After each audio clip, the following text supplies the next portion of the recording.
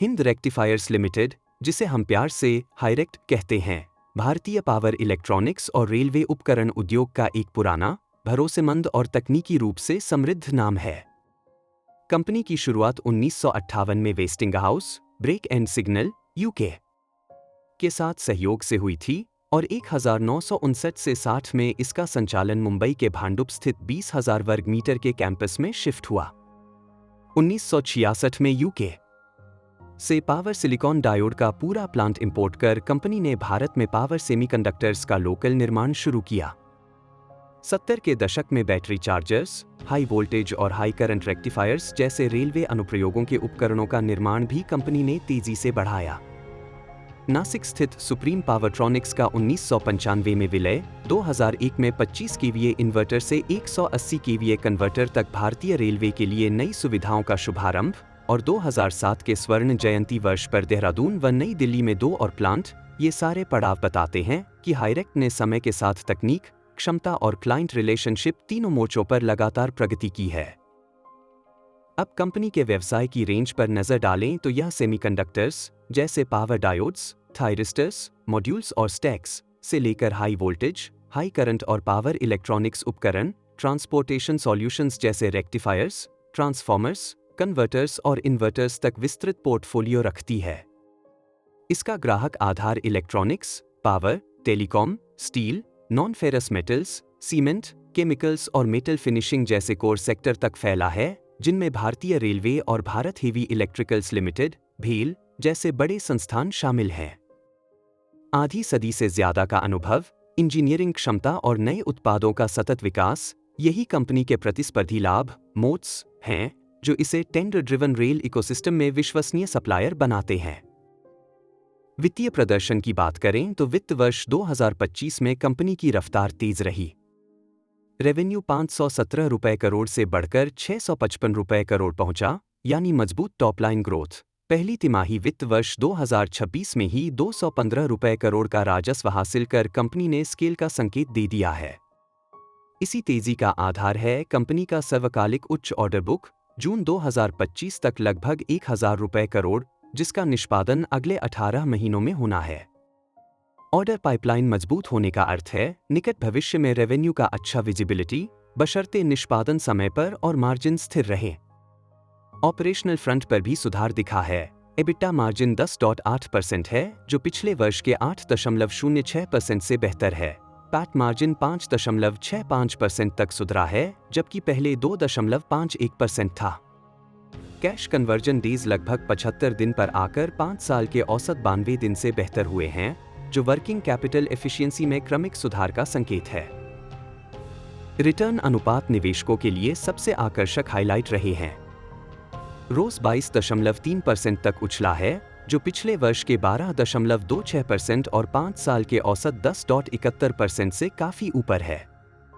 रो 26.18% है, जो पिछले वर्ष 10.09% और 5 साल के औसत 8.69% की तुलना में बहुत मजबूत है। 3 साल का सेल्स केगर 29.03% और प्रॉफिट केगर 94.87% कंपनी के बिजनेस मोमेंटम की गवाही दे रहे हैं।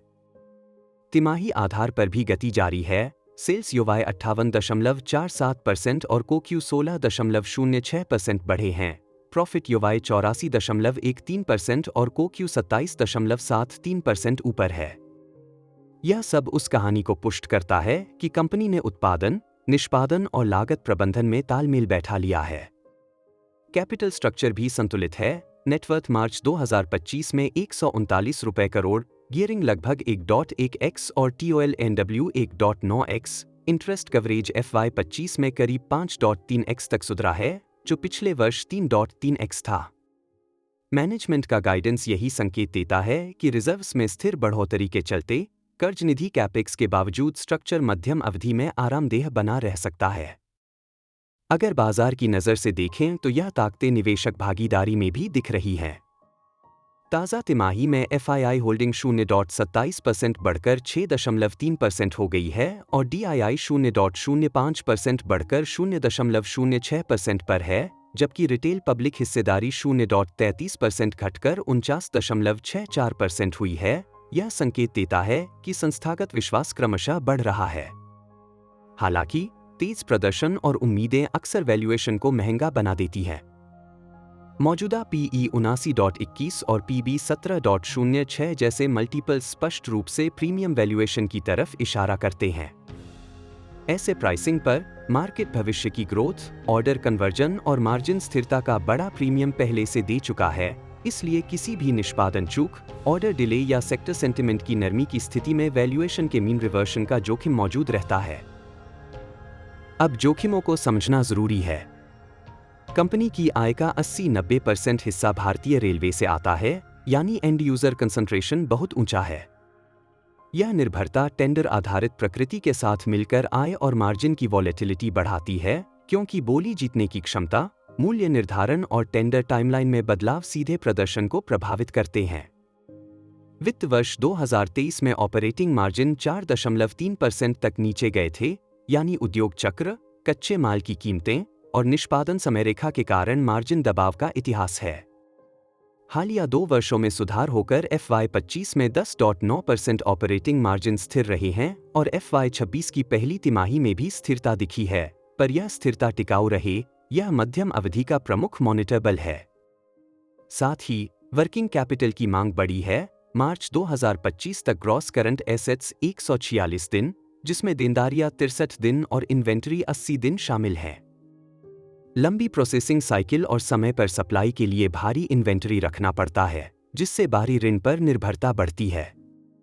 यही वजह है कि अच्छा ऑपरेटिंग प्रदर्शन होने के बावजूद फ्री कैश फ्लो पैदा नहीं हो रहा, जो वैल्यूएशन के संदर्भ में एक महत्वपूर्ण चेतावनी है। तो आगे का रास्ता क्या है? अवसर साफ दिखते हैं। रेलवे कैपेक्स का बहुवर्षीय चक्र, इलेक्ट्रिफिकेशन और rolling stock upgrades, power electronics की बढ़ती मांग और कंपनी की नई प्रोडक्ट डेवलपमेंट और एक्सिक्यूशन क्षमता मिलकर स्केल बढ़ाने का मंच तैयार कर रहे हैं। ऑर्डर बुक के तेज निष्पादन, समय पर कलेक्शंस और मार्जिन का 10-11% बैंड में स्थिर रहना वैल्यू क्रिएशन के लिए निर्णायक होंगे। अगर कंपनी धीरे धीरे नॉन रेलवे सेगमेंट्स में हिस्सेदारी बढ़ाती है, सेमीकंडक्टर मॉड्यूल स्टैक्स में वैल्यू एडेड मिक्स सुधारती है और वर्किंग कैपिटल साइकिल को और 60-70 दिन के आसपास स्थिर कर लेती है, तो रोस रो की वर्तमान उच्चता टिकाऊ बन सकती है और वैल्यूएशन का प्रीमियम न्यायोचित रहेगा। दूसरी तरफ जिन बातों पर सतर्क रहना होगा वे हैं टेंडर जीतने की दर और मूल्य निर्धारण अनुशासन, ऑर्डर बुक के भीतर उत्पाद मिश्रण का मार्जिन पर प्रभाव, देनदारी और इन्वेंटरी का नियंत्रण और ऋण निधि कैपेक्स का समयबद्ध लाभ। कंपनी का नेटवर्थ और कवरेज रेशियो अभी आरामदेह हैं, पर यदि वर्किंग कैपिटल और कैपेक्स एक साथ चरम पर गए तो बैलेंस शीट पर दबाव बढ़ सकता है। मौजूदा ऊंचे मल्टीपल्स के बीच छोटे से मिस भी शेयर की वैल्यू में तेज उतार चढ़ाव ला सकते हैं। यही हाई वैल्यूएशन का स्वभाव है। समापन में हिंद रेक्टिफायर्स एक ऐसी कहानी है जिसमें इंजीनियरिंग विरासत, रेलवे फोकस्ड विशेषज्ञता और हाल के वर्षों की मजबूत वित्तीय पुनर्बहाली साथ साथ दिखती है। तेज रेवेन्यू ग्रोथ, ऑर्डर विजिबिलिटी, बेहतर मार्जिन और उच्च रोज रो इसे ग्रोथ केंद्रित थीसिस बनाते हैं। लेकिन उसी सिक्के का दूसरा पहलू है उच्च वैल्यूएशन, फ्री कैश फ्लो की कमी, टेंडर ड्रिवन मॉडल और वर्किंग कैपिटल की खपत। इसलिए यह स्टॉक उन निवेशकों के लिए अधिक उपयुक्त है जो उद्योग चक्र और निष्पादन जोखिम को समझते हैं, लंबी अवधि की ग्रोथ को प्राथमिकता देते हैं और समय समय पर ऑर्डर कन्वर्जन, मार्जिन स्थिरता तथा कैश साइकिल पर सतर्क नजर रख सकते हैं। आपकी रिसर्च लिस्ट में यह नाम क्यों और कैसे फिट बैठता है, इसका उत्तर आपके जोखिम प्रोफाइल, समय सीमा और वैल्यूएशन अनुशासन पर निर्भर करेगा। यह वीडियो स्क्रिप्ट केवल शैक्षिक उद्देश्य के लिए है और इसे निवेश सलाह न समझें। किसी भी निवेश निर्णय से पहले अपनी स्वतंत्र रिसर्च करें और वित्तीय सलाहकार से सलाह लें।